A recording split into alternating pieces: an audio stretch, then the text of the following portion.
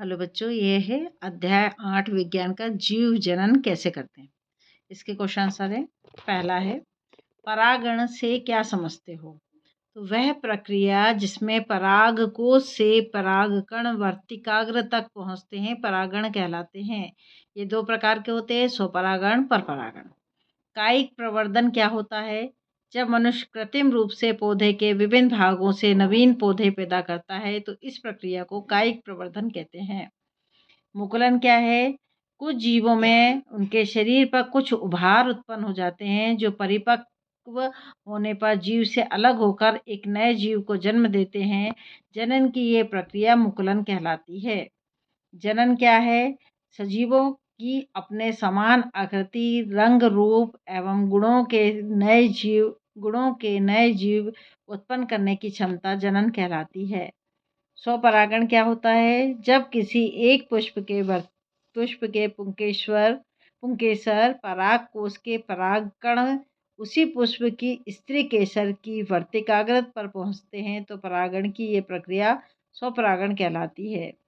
परपरागण क्या है? जब एक पुष्प के पराग कोश से परागकण दूसरे पुष्प की वर्तिकाग्र तक किसी भी माध्यम की सहायता से पहुंचते हैं तो परागण की ये प्रक्रिया परपरागण कहलाती है। निषेचन किसे कहते हैं? नर युग्म एवं मादा युग्मक का संयोग निषेचन कहलाता है। गुणसूत्र क्या है? कोशिकाओं के केंद्रक में स्थित धागेनुमा पतली संरचना जिनका आनुवांशिक पदार्थ डीएनए कोशिका द्रव में स्वतंत्र रूप से न रहकर केंद्रक में कुछ विशिष्ट संरचनाओं के रूप में व्यवस्थित होता है, गुणसूत्र कहलाते हैं। प्लेसेंटा क्या है? मादा के गर्भाशय में भ्रूण और मां के बीच संबंध स्थापित करने वाली विशेष रचना प्लेसेंटा कहलाती है। मां के शरीर में गर्भस्थ भ्रूण को पोषण किस प्रकार प्राप्त होता है? मां के शरीर में गर्भस्थ भ्रूण को मां के शरीर से अपना पोषण अपरा से प्राप्त करता है, जो विशेष ऊतकों से बनी नलिका होती है, जिसे प्लेसेंटा भी कहते हैं। कुछ पौधों को उगाने के लिए कायिक प्रवर्धन का उपयोग क्यों किया जाता है? कुछ पौधे ऐसे होते हैं जो पादप बीज उत्पन्न नहीं कर सकते, जैसे गन्ना, गुलाब आदि। इसलिए इन पौधों को उगाने के लिए कायिक प्रवर्धन का उपयोग किया जाता है। डीएनए की प्रतिकृति बनाना जनन के लिए आवश्यक क्यों है? डीएनए के द्वारा जीवधारियों की संरचना निश्चित बनी रहती है, जिसके कारण जीव अपने आवास के अनुरूप बना रहता है। इसलिए जनन प्रक्रिया में डीएनए की प्रतिकृति बनाना आवश्यक है। द्विविखंडन और बहुविखंडन में अंतर लिखो। द्विविखंडन और बहुविखंडन।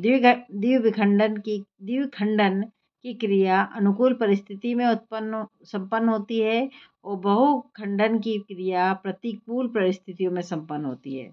द्विखंडन में जनन दो पुत्री केंद्रकों में विभक्त होता है। बहुखंडन में जनक अनेक संतति केंद्रकों में विभाजित होता है। द्विखंडन की क्रिया में एक कोशिकीय जीव से दो संतति जीव की उत्पत्ति होती है। बहुविखंडन में एक कोशिकीय जीव से अनेक संतति जीव का निर्माण होता है। इसमें नई कोशिकाओं के ऊपर कोई पितृभित्ति आवरण नहीं होता और इसमें सभी कोशिकाएं पितृभित्ति आवरण से ढकी रहती। पितृ है। कायिक प्रवर्धन के लाभ और हानियाँ। कायिक प्रवर्धन के लाभ। कायिक प्रवर्धन के द्वारा पौधे शीघ्र तैयार हो जाते हैं और शीघ्र फूलने फलने लगते हैं। इस विधि से प्राप्त पुत्री पौधे हर प्रकार से जनन पौधों के समान होते हैं। हानियाँ।